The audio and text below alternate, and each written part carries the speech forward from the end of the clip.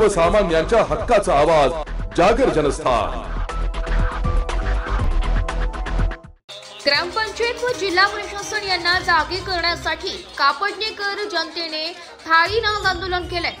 कापडणे गावातील छत्रपती शिवाजी महाराज चौक येथे गावकऱ्यांना शुद्ध पाणी मिळावे यासाठी सर्व कापडणेकर जनतेने थाळी नाद आंदोलन केले।